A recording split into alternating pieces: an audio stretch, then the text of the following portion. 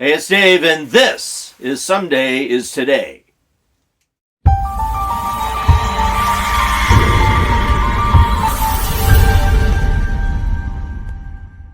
I've got 7 options we're going to cover today in regards to diesel fuel savings and how RVers can hopefully work around the fact that there's this diesel shortage, and obviously the cost went up because of supply and demand. So I want to cover 7 things. I hope you'll hold on through the entire video to the end to hear probably the most controversial of the 7 that I think everybody should potentially consider.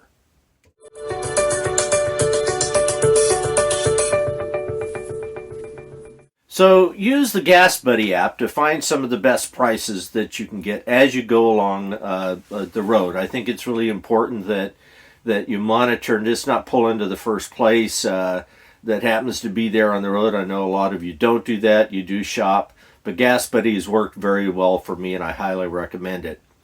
Also consider step number 2, change your plans. RV closer to home. Don't necessarily take a long road trip until things settle down, maybe after the first of the year, going into 2023, and see how the spring works out, see if the season works out, and whether or not supply is going to be better and price maybe comes down.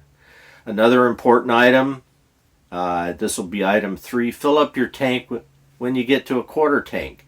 Go ahead and plan that you're going to stop maybe a little more often and make sure you've got plenty of diesel in that truck to get you where you need to go and not have to worry about potentially running out, which is not a good thing. The next item is use the 3-3 rule, and this sort of goes along with changing your plans a little and maybe RVing closer to home. But I've got a video on the 3-3 rule that you can watch, and it explains how that works, and it makes a lot of sense. It sort of reduces the pace of travel, and obviously by traveling less, you'll burn less fuel.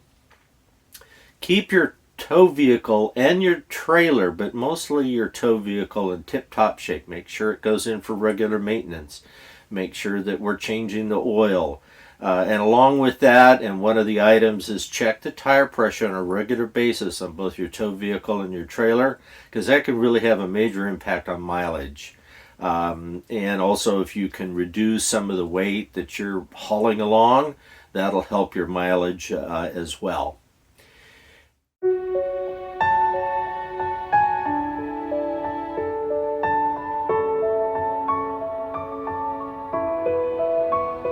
Now for the controversial item that I have, number 7, that I hope people will consider, as I think it makes a lot of sense, both from an upfront cost, a maintenance cost, and obviously the impacts of the cost of diesel and possible shortages in the future, and that's to consider changing over to a gas engine versus a diesel engine. And I know some people will say no way. Others might say, hey, that's maybe not a bad idea.